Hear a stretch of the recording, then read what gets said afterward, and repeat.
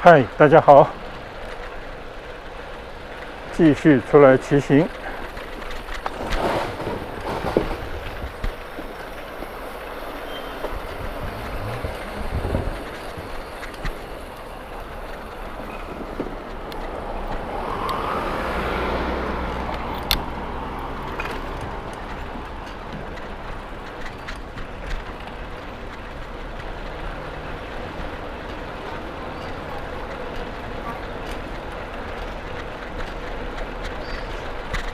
昨天呢，去了远道骑行啊，从南沙的万顷沙，一直到明珠湾的灵山岛尖啊，去看了一看优美的河畔的风光，非常惬意啊。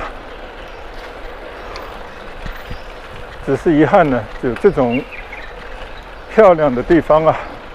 离我的住所都有点远，去一趟呢也不容易，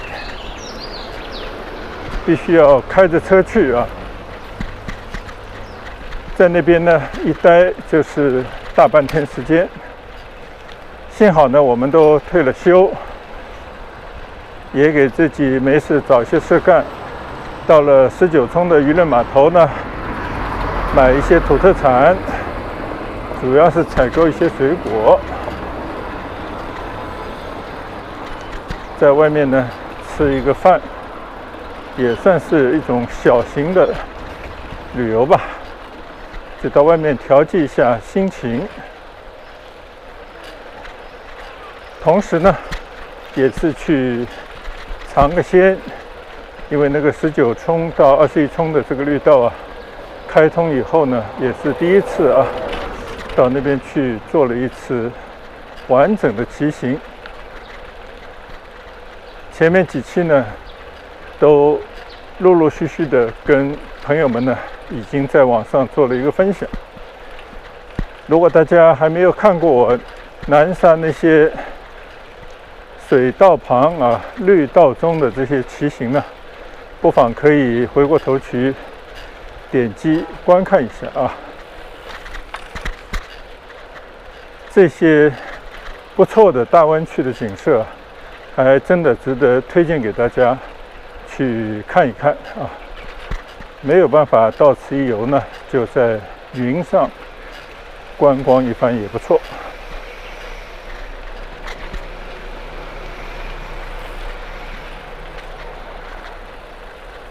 所以呢，今天我们就不出远门了。其实天气还是跟昨天差不多。白天呢还是持续着一个阴天，气温呢比较适合骑行，而且呢没有太阳光的照射啊。原本呢是相当不错的一个骑行的天气，但是呢也要劳逸结合啊。昨天呢从万顷沙骑到了灵山岛尖啊，我自己没有开那个 APP 啊，监测我自己的行程，但是我相信呢，骑行的时间不短，路程呢挺长的，所以今天呢就在村里头随意的骑一骑，仅仅是一个休闲式的骑行。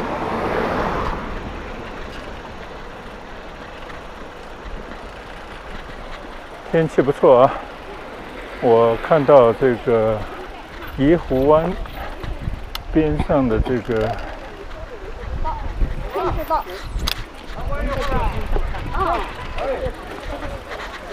湖边的休闲的地方啊，人非常多，抓住这么一个凉爽的天气，都跑到外面来休闲来了。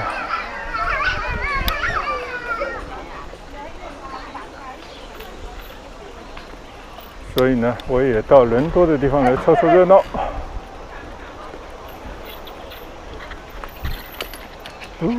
有个哦，这里开了一棵非常漂亮的紫薇树，满树的紫色的花，看一看吧。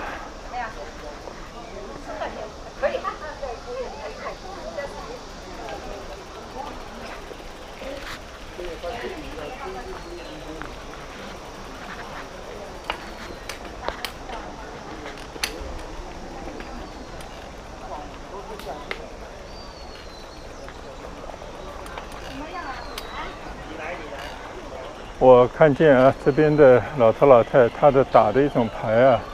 都是一种长的，我以前都没见过，更不会玩。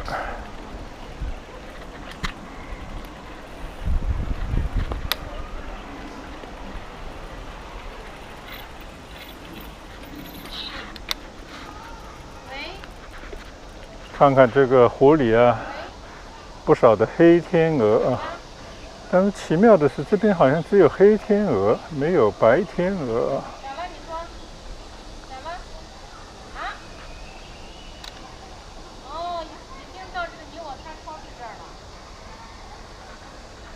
非常清爽的天气啊！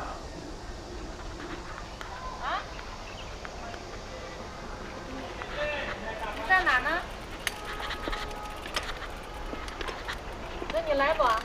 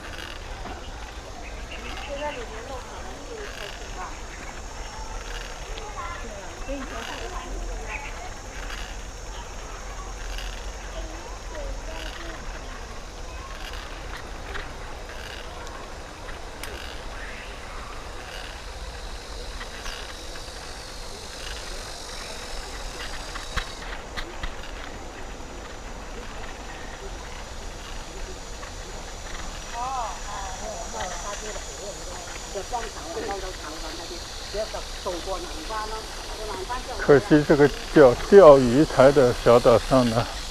进不去了啊。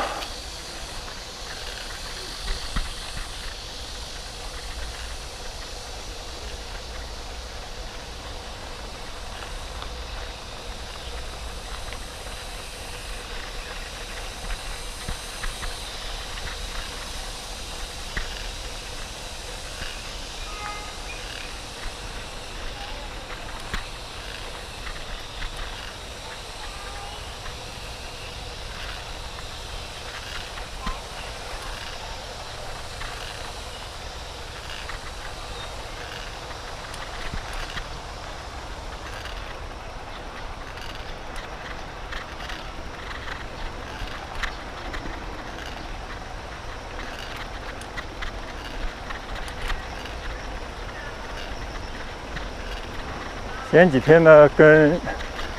已经高考完成的家里有这位高中毕业生的这个亲戚啊，一起吃饭啊，大概就了解到啊，高考的成绩呢，大概在6月25号左右呢就发榜了，而且呢，现在的高考啊，有了成绩以后才开始填报志愿。其实这个应该很久都这样了啊，但是呢，我们回想起当年啊，我们是盲填志愿的，就是呢，我们并不知道我们自己的高考成绩的前提底下呢，就已经把我们自己要报的学校、报的那些专业呢，都已经填好了。所以这个是一个很大的一个误区啊，所以没有人搞得清楚啊，自己考试的成绩到底是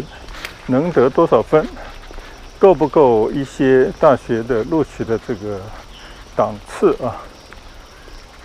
所以呢，其中很多人呢，有填的太好的，最后呢自己的分数啊就没有达到，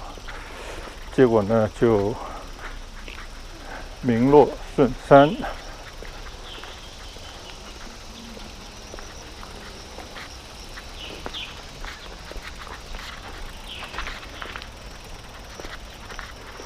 还有很多人呢，是因为啊，他太保守了，他自己并不知道自己到底能考多少分啊，对自己呢信心不足。当然，这些每个人的临场发挥啊、运气等等啊，都是有关系的。结果呢，成绩出来以后啊，其实他的成绩呢是不错的，够得着更好的学校、更理想的专业的。结果呢，也毁于一旦啊。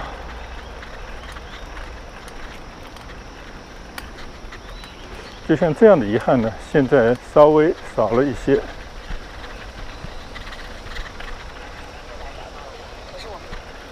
高考啊，才结束了，也就是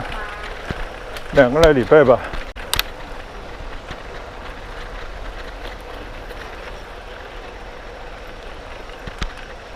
现在的阅卷、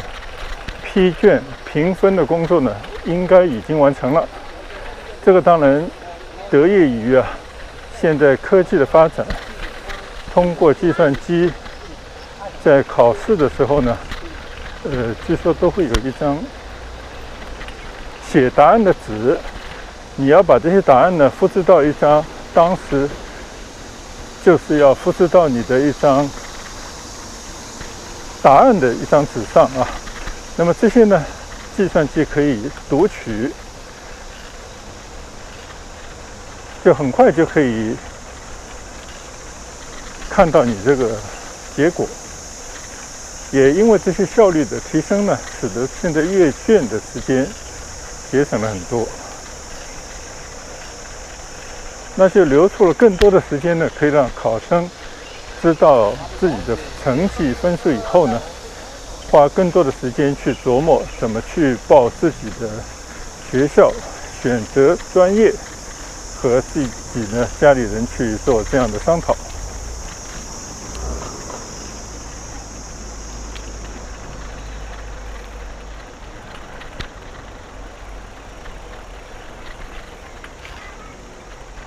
所以呢，这个对考生来讲啊，应该也是一件好事。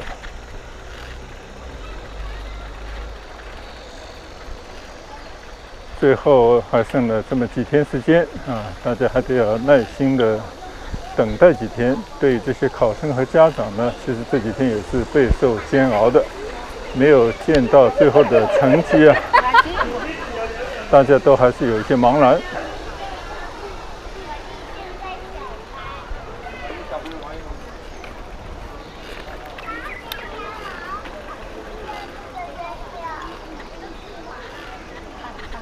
高考呢，这个热度还没有过去啊。现在这个初中升高中的叫中考呢，这几天正在进行当中。广州市呢，应该是礼拜一开始啊，那我估计呢，应该也有3天的时间。所以呢，又是一波考生。那么通过这个中考的话呢，不但自己能够到底进到什么样的一个理想的中学，同时呢，其实也是区分这个学生将来自己的志向。通过中考呢，其实就是把将来继续要向往去大学深造的这一批人呢，继续去通过高中的3年的学习，准备高考。但是也有一些呢，其实就是放弃高考，他们呢将来就是走一个职业工人之路啊。那么这个呢，就是已经通过这个中考呢，把这样的一些孩子分成了2波。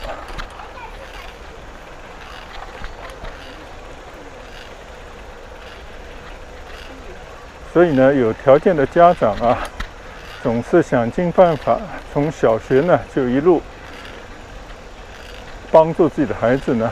获得更多的学习的资源，期望他们呢能够在中考的时候发挥出好的成绩。如果呢你能够顺利的进入到一个名牌的高中，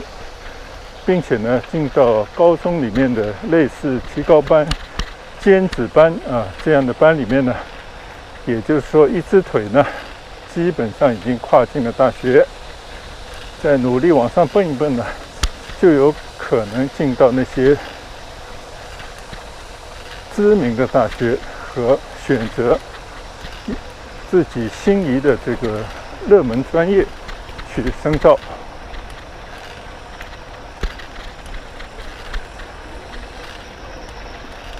所以呢，中国的家长当然也有他们自己的孩子谁也不愿意输在这个起跑线上。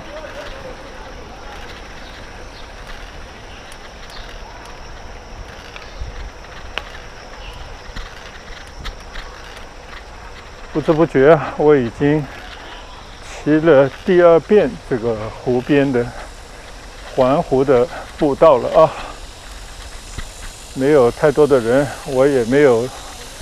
什么目标，就是悠闲的骑一骑，随意的聊一聊。看到这边的这种非常恬静的一汪湖水，找一找有没有我刚才看到的黑天鹅的活动呢？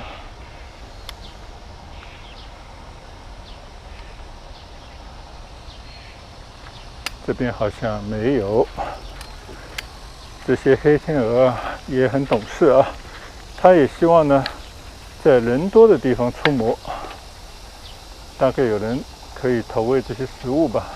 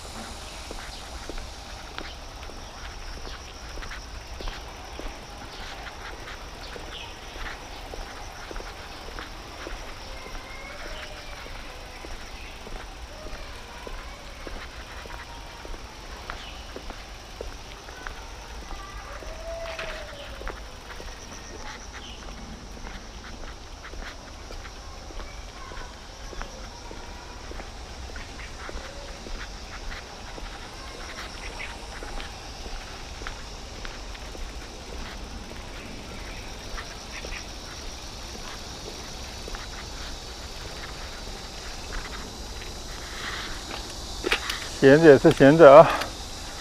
继续骑一圈。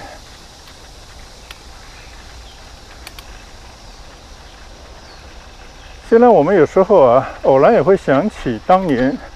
高考前后的一些场景但是基本上来讲，这些已经远离我们而去。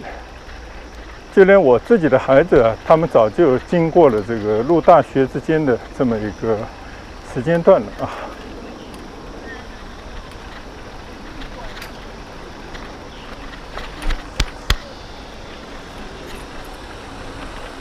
但是唯一不变的呢，就是我们的孩子们下一代估计再下一代也不会有什么改变，还得要在高考的独木桥上面奋力向前。这可以说是中国人的一种宿命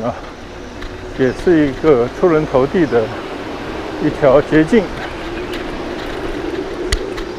但是呢，这个跟个人的聪明才智有时候并不一定十分的相关。随着社会的分层就是你每一个家庭他自己拥有的财富资源已经很不一样，所以在需要这方面资源的时候呢，有能力的家长啊，肯定可以带着自己的孩子跑在前面。但是呢，他也给那些出生在一个相对来讲资源比较贫乏的家庭的这些孩子呢，还是留有希望。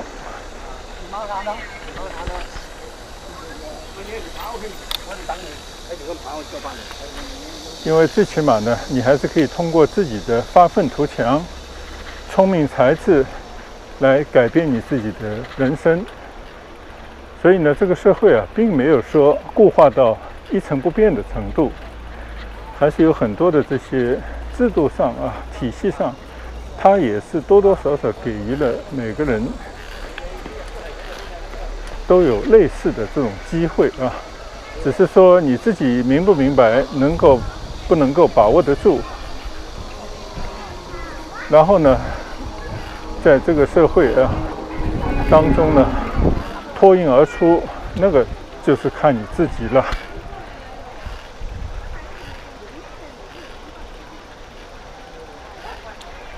所以我们在这样的湖边啊，看到很多的老人家在这边呢捉棋、打牌啊。我相信每个人的心情可能不太一样啊，因为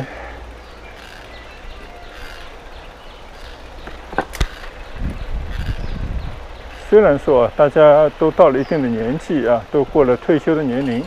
理应呢就出来享受一番啊晚年的生活，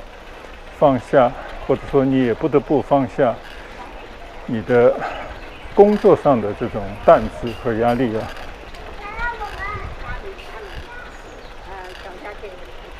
但是呢，这个围坐在一起的这些人里面啊，我相信也是每个人情况各有不同，就看你在你的工作的这么一个生涯当中啊，为自己积累了多少的退休金，自己呢有多少的物质啊和精神方面的一种沉淀。也关乎你呢自己有没有在这么一个人生的阶段当中啊，形成自己的一种喜好，有着自己的一些兴趣爱好啊。这些呢，往往也跟你自己得到的啊，就是这些退休以后还能够拥有的过体面生活的这种退休金有关。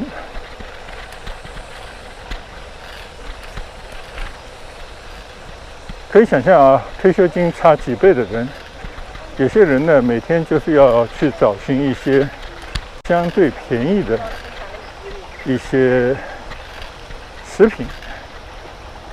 买的这些菜呢回来自己洗自己做。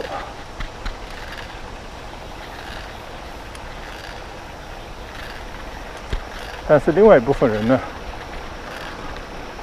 他可能就隔三差五的可以去下馆子，并且呢，每个月或者每个季度、每一年呢，可以安排时间出去远道旅游，让自己的生活呢过得更丰富精彩。虽然说他们现在在湖边啊，都坐在一块打牌，这个呢只是我们看到的一种表象啊，也是大家退休以后啊，打发这种无聊寂寞的时光啊，大家都采取的共同的一种活动。但是并不等于说呢，这些人他们都是一模一样的啊。同样的啊，就这些在湖边，我看见很多老人家，他们讲的话呢都不是本地话。我相信在我们曲阜里面啊，非广东的这些住户啊，我当然没有这方面的数据啊，只是根据我自己的听到的这些口音吧，应该说非广东籍的人占的应该还是相当部分，说不定超过一半。那么这些人他为什么会到这边来生活呢？其中只有很少部分的人呢，是自己在年轻的时候呢，就在广东这边工作，然后就移居到这边来生活。大部分的人呢，并不是，是因为他们的子女在这边工作、成家立业，最后呢，他们呢晚年投奔自己的子女，或者呢，也想为自己的子女呢再多做一些贡献，比方说带孩子啊，甚至呢也有很多人把自己在老家的房子呢出租，甚至卖掉，来帮助自己的孩子呢实现在一个大城市的职业梦。其实很多中国家长现在都是这样子的，集2代人几个钱包据说是5、6个钱包，这样来帮助自己的孩子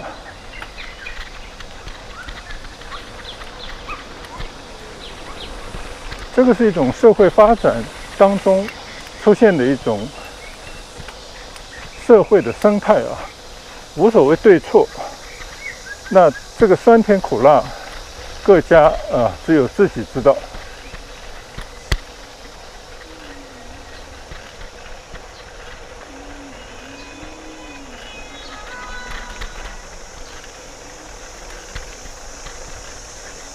那这些有幸从外地从其他的一些地方呢，到广东这边来工作，体现他自己的一份价值，有一份他自己满意的收入呢，基本上都是取决于他自己呢，在一个比较好的大学学了一个比较好的专业，取得了不错的成绩，然后呢，才有机会以一种人才这样的面目呢，被引进到这边来，然后呢，通过这些积分入户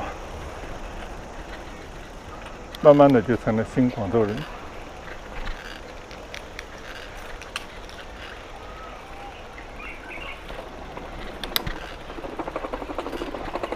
所以呢，说到源头说到起点，其实就是因为高考这样的一个制度，使得那些原本呢，在一些相对比较小的城市甚至是农村的这些孩子呢，通过自己的发奋或者是自己的聪明才智，就为自己挣得了一份前途。虽然没有到跃龙门的地步但是呢，成了一个新城市人，甚至是一线城市的一个居民。那也因此呢，为他们的下一代下一个轮回，下一个这种循环也是能够得到在一个城里更多的教育的资源、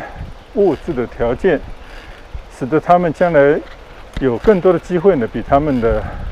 当年小地方农村的这些发小呢，对他们的第二代有了更多的这种期待，也是有了更多的这些希望。那么在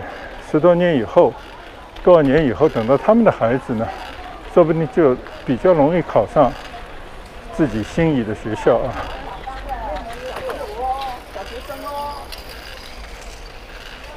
能够让他们的家族呢，能够延续更多的、更大的发展。那么经过几代人以后呢，也就是家族之间或者是生活在不同地区的人群之间呢，就会分出不同，或者我们说就会有高下。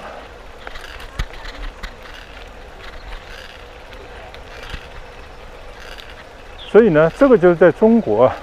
为什么高考那么重要，高考前3年的那个中考那么重要，它就是因为有这样的一个道理。也就是说，你如果前面10多年的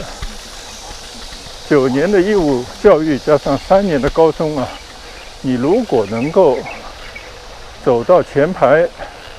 那你就对自己的将来，对自己将来的孩子，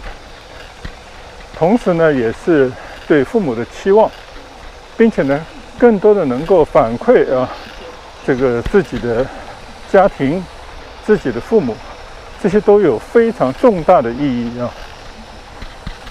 虽然这样的高考的体系这样的教育的体制，也可能会有诸多值得诟病的地方，但是呢，这个恰恰就是寒门容易出贵子跃龙门的一个必经之路或者就是唯一的途径。至于那些有更大的经济实力的或者有其他的眼光的，把自己的子女呢通过送到国际班，将来到国外去留学，或者就干脆直接在很小的时候就移民到了国外去接受相对来讲竞争没有那么激烈的这样的这种教育那这个呢，只有少部分人能够做到。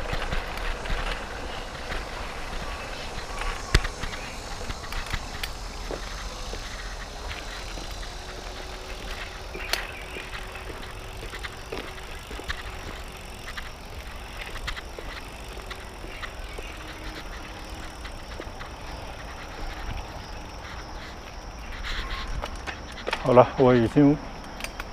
转了2、3遍了，差不多可以收兵回家了。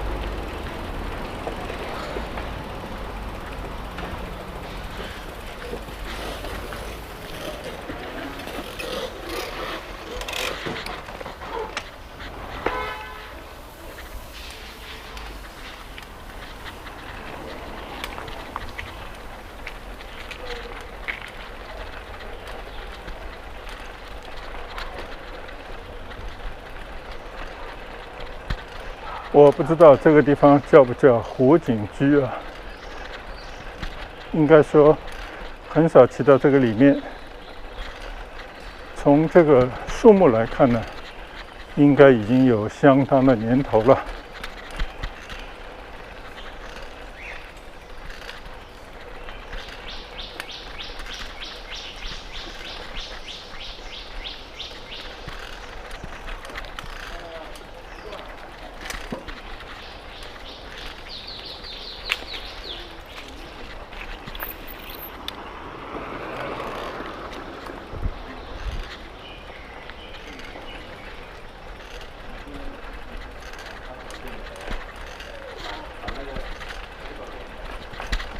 从这边可以看到可能应该是2000年以前当时啊祈福新村来设计建造这个屋村时的一些居住的理念。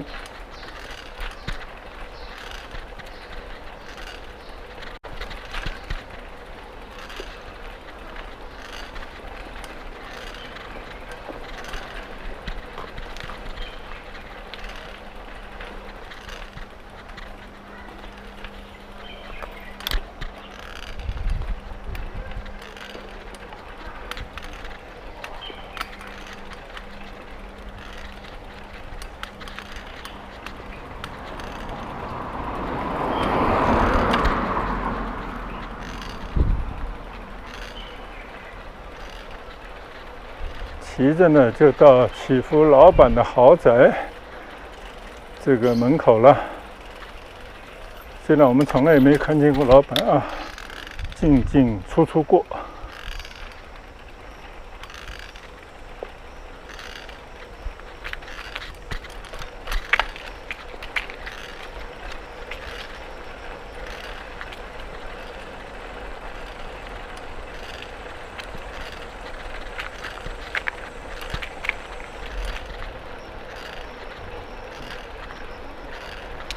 没有商业街区的这样的屋村啊，确实住在里面呢，非常的安静，没有什么人来打扰，也会让你呢放下很多的欲望啊。到了一定年纪以后呢，可能会比较喜欢这种环境啊。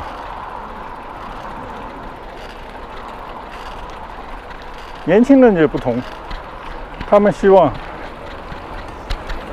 什么东西都要快啊，效率要高。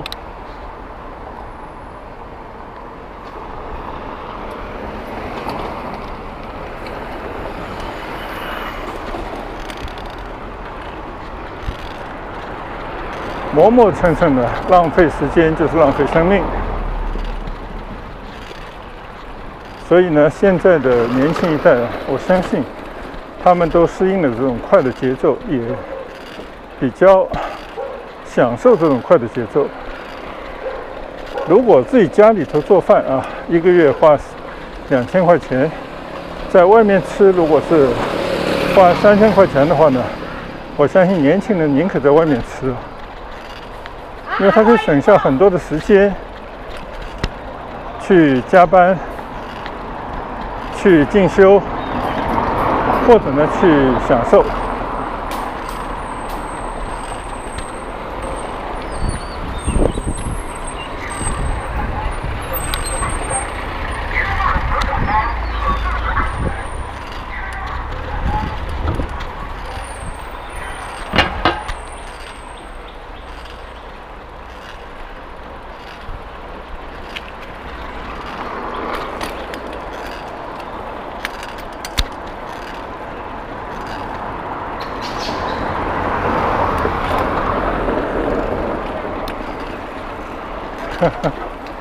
小朋友从他的这个祈福双语学校的宿舍出来，有老师送到门口，家长来接。我就想起我自己的孩子啊，也曾经也在这里住读过啊。虽然我们离的这个学校特别的近，当时纯粹就是为了培养他的集体观念啊。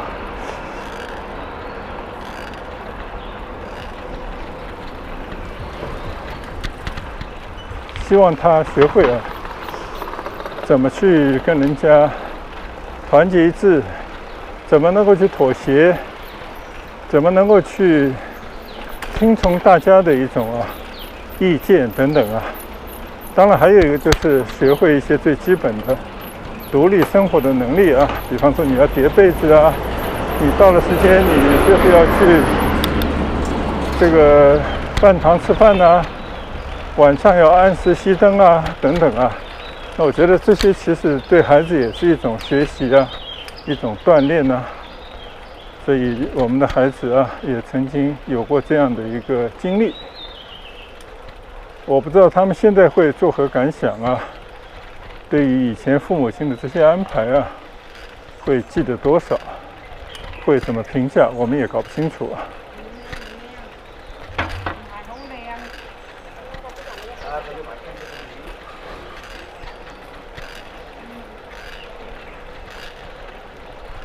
好了，